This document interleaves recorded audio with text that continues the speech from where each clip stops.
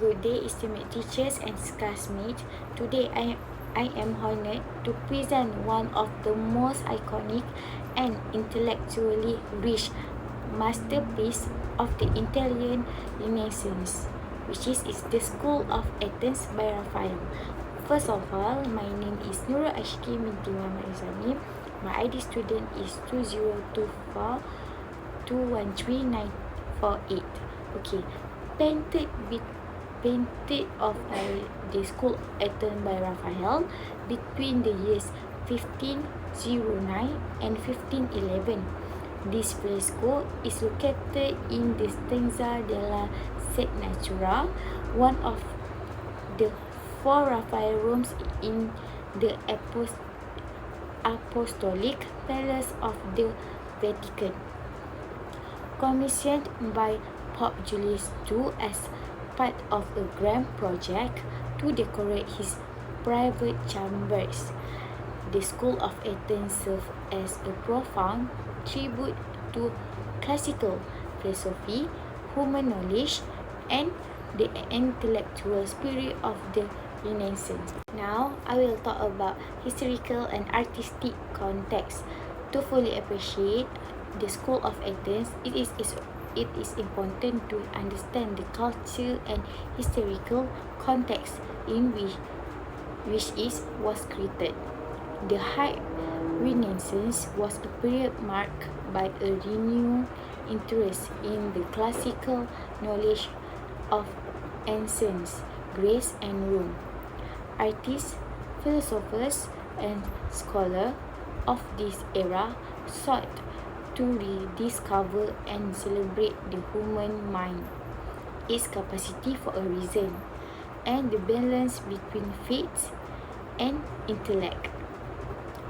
Raphael, one of the most gifted painters of his time, was only his 20s when he undertook these ambitious works. He was part of a triad of Renaissance geniuses, alongside Leonardo da Vinci and Michelangelo. His work on the Vatican rooms elevated his reputation and confirmed his position as a master of harmony, perspective, and narrative through visual art. The School of Athens is large fresco that covers an entire wall, approximately 25 feet wide and 16 feet high. It presents as imaginary gathering of the greatest minds of classical antiquity, all assembled under the majestic architectural structure reminiscent of Roman basilicas and ancient temples. The composition is masterfully organized. At its core, we see two central figures, Plato and Aristotle. Plato is depicted pointing upward towards the heavens, symbolizing his theory of the world of forms, the idea that ultimate reality exists beyond what we can see. Aristotle, by contrast, extends his hand outward and downward, reflecting his belief in empirical observation and the thinkable world. Their gesture perfectly summarizes the core difference between their philosophical outlooks. Surrounding these central figures are more than 20 other Greek thinkers, which is Socrates, engaged in dialectic conversation, Pythagoras, writing about mathematical harmony, Euclid or Archimedes, demonstrating geometry to students using a compass, Ptolemy, holding a globe representing astronomy and geography. Dionys lying alone in a relaxed pose, representing cynicism. Even Raphael himself, being on the far right, quietly observing the scene. Raphael's use of linear perspective is a particular notable. The vanishing point lies directly between Plato and Aristotle, reinforcing their centrality and balance in their composition. The vast arch, the grand dome draw the viewer's eyes inward, creating a sense of deep and spatial harmony. Light filters in from unseen windows, illuminating the philosopher and casting realistic shadow that enchants the architectural realism. Next, I will tell you about symbolism and philosophical meaning. Beyond its visual beauty, the school of Athens is rich in symbolism. Each figure was chosen to represent a school of thought or a specific domain of human knowledge: philosophy, mathematics, astronomy, ethics, and logic. The grand architecture symbolizes the intellectual structure of thought itself, orderly, majestic, and built upon strong foundations. The central position of Plato and Aristotle emphasize the dialogues between idealism and realism, which lies at the heart of philosophy inquiry. Moreover, the fresco is one of 4 thematic paintings in the room, each wall dedicated to a branch of human knowledge: theology, law, poetry, and philosophy. The school of Athens represents philosophy, and it does so not through abstract symbol but through the human form: thinking, discussion, writing, and demonstrating idea. Raphael does not idealize his subject into divine beings, but instead readings them as realistic human figures, full of movement and personality. These charts reflect the Renaissance ideal that human reason and potential are worthy of celebration.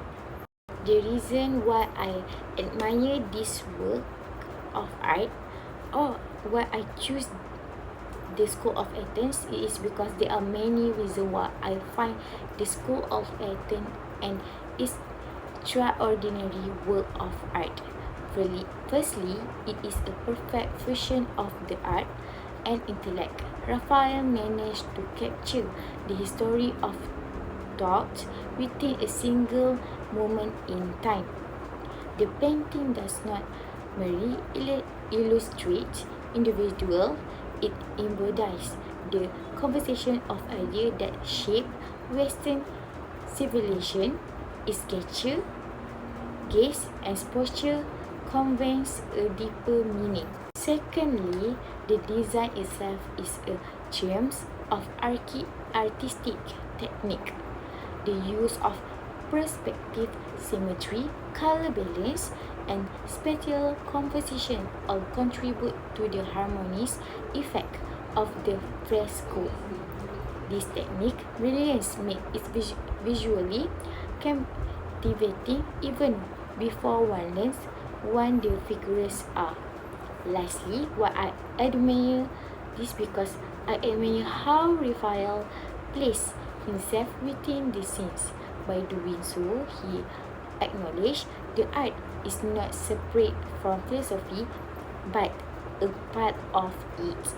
He suggests the artists too are thinkers, and that visual representations can stand alongside spoken and writing wisdom. Personally, experience and reflection on the School of Athens. Encountering the School of Athens, whether in person through a book or on a screen, is a truly profound experience.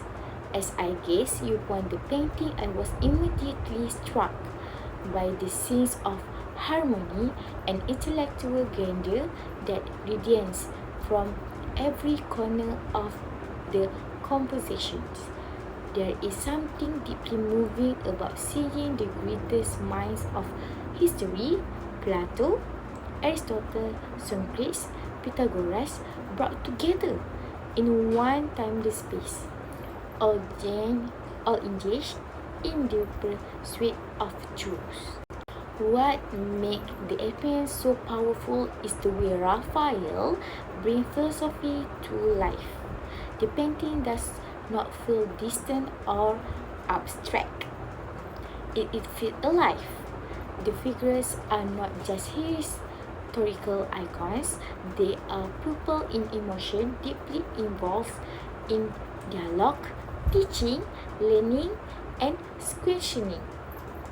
This realism made me feel a thought I too was a part of the scenes, like a student standing in the great hall of knowledge, quietly observing, listening, and learning.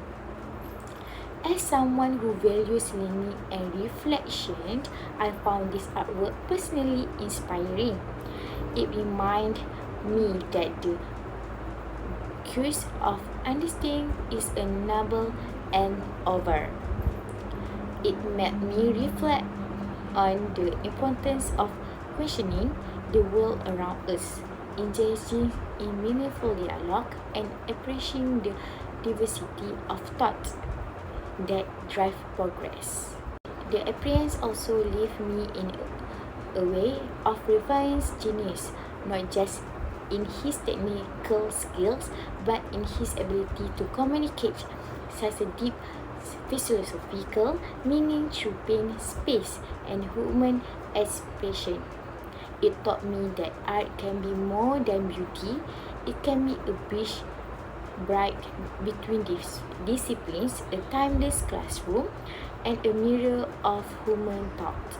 In that moment, I did not just see a work of art. I feel connected to centuries of thinkers who shaped the world we live in today.